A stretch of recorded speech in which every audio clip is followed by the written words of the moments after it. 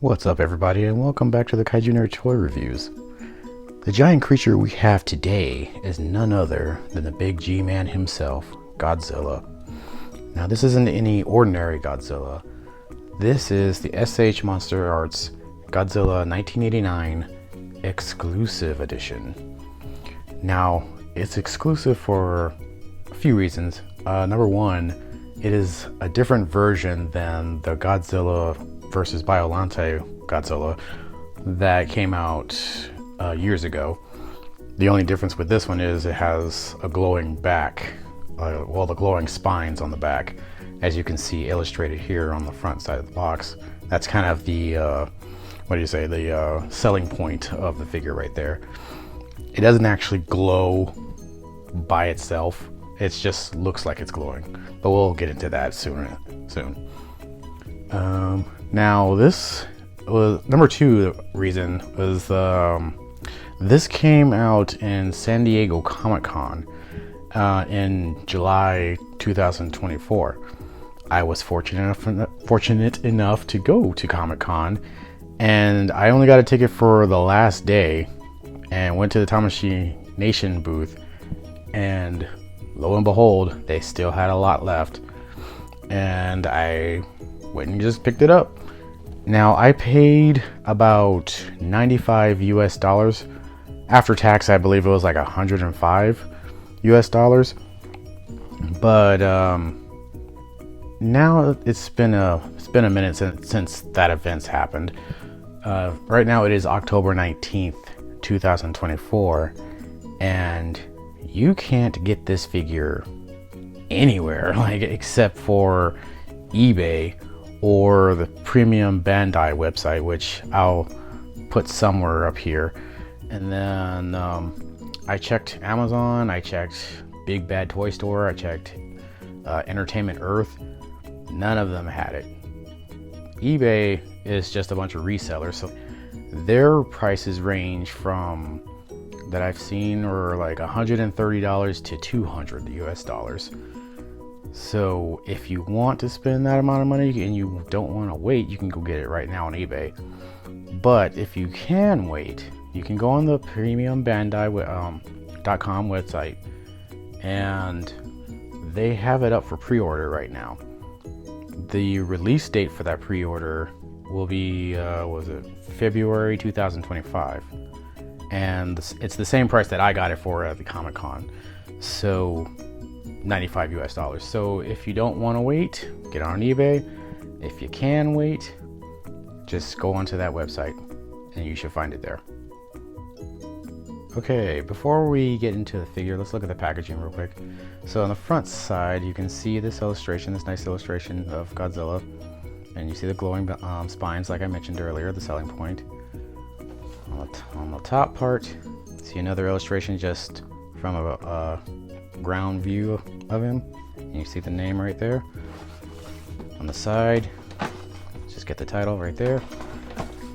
On the back, you see a bunch of pictures of him in different poses, and there's that spine back right there that I was talking about. And there's some Japanese, I can't read that, so yeah. And then you got some more illustrations right here and the name right there. And that's about it for the packaging. So let's look at the figure now. So here we have the figure out of the box. So let's talk about the height first. Let's see. This thing stands roughly a little over 6 inches tall. Also, the appearance looks very much spot on to how Godzilla looked in, the 1989 era. I believe that was called the Heisei era. Oh, let me just close up here.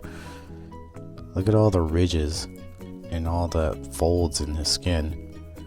You can tell they put a lot of attention to detail into this figure. Look at that. Now let's look at the selling point, the spines. These are like a light blue translucent material. I think it's like resin or something like that, but I don't know what they did to make it glow like, or make it light blue like that. But that looks really nice, especially as compared to the other spines on the tail.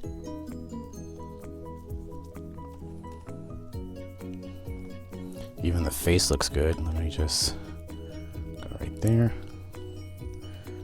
Face looks good right there. Look at those eyes. Look at those menacing maw on his face. The teeth look a little jagged edged, but I believe that's how his teeth looked in the movies, so that looks good. The mouth has some detail in it. Let me just see if I can get the light. Yes, I think it's about as much as I can get it. But as far as I can tell, the tongue and the mouth looks pretty good.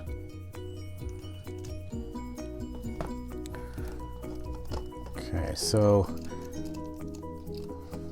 as far as accessories go, this thing doesn't have any accessories, and that actually kind of rose a little bit of controversy because Tamashii Nations is pretty much notorious for making Godzilla figures but not putting in the atomic breath.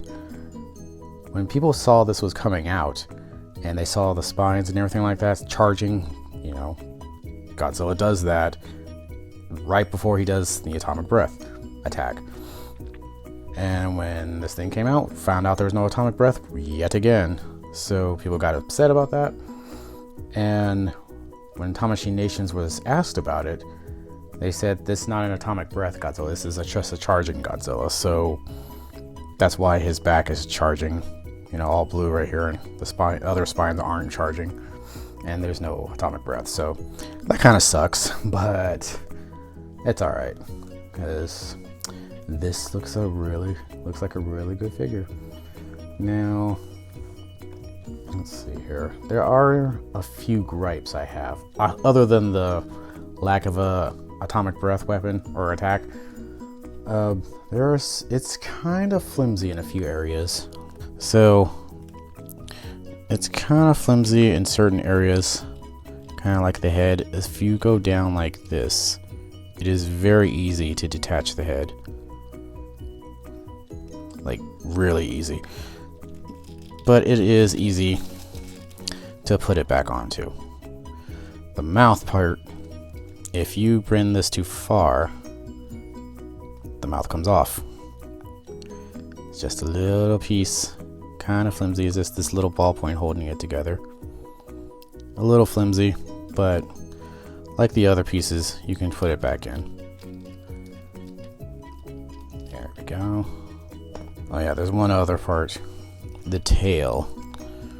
The tail right here, there's a little bit of wiggle, a little bit of looseness on the tail parts right there. Like right here, right there. This is nice and solid right there. But like I said, wobbly. And it kind of goes on. Like that one's really loose. I mean, look how that.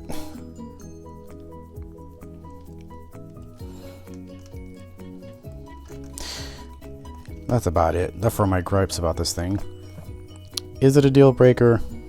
Not really. But for $100 figure, it probably should have that atomic breath, and it shouldn't have so many loose parts. But it's okay. I still like this thing. So now that we've talked about the appearance, we've talked about my gripes about it, the accessories, let's talk about my favorite part of the review. Articulation! Yes, the articulation. Now, from my count, I couldn't find an actual number online, but from my count, this thing has about at least 40 points of articulation. And that is excellent on a figure. That is awesome. However, like half of it is on the body and half of it is along the tail. That's why this tail can bend a lot. So speaking of the tail, let's see. So it can move around like that, kind of like a snake. That's how much articulation this thing has. Bend it around. You can't bend around too much, because if you do that, go too far, it pops off. So I just gotta put that loose part back on like so. Oh, there we go. So now we got the heads. Let's start with the head part. Of course, we got the mouth that can open and close, but like I said, that thing is loose. So if you open up too much, it'll pop off. So just be careful with that. The head can move around about that far. About that far. It can move its head all the way down like so before it snaps off. Wow, see, that's what I'm talking about. It snapped off really loose. So as far as it going up, that is how far the head can go up. You can't get it up any higher than that. The arms can go all the way up. See, snapped off again. I guess that's another loose part. Can go around that wide. Can move up and down like that. We got the torso that can move like that, up and down like that. But that's as much of an ab crunch as you're gonna get. It's not gonna move all the way down like a what is it, a Marvel Legends Hasbro figure or something like that. You're not gonna be able to do that. But the legs, not almost double jointed, but you can move them like so, like he's doing a little kick right there. They bend down like that. Same with the other leg.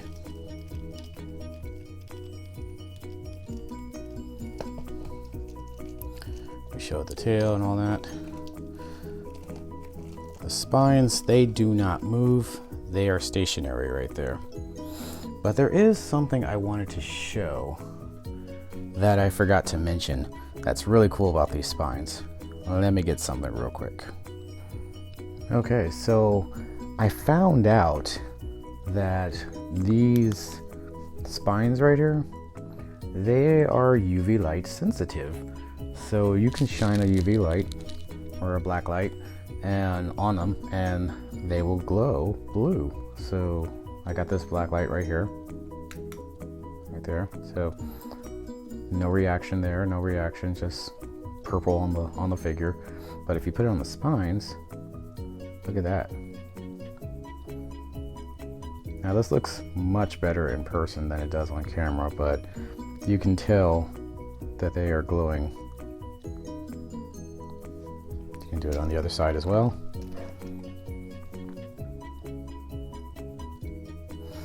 And better yet, let me see if I can turn the lights off. Turn the lights off.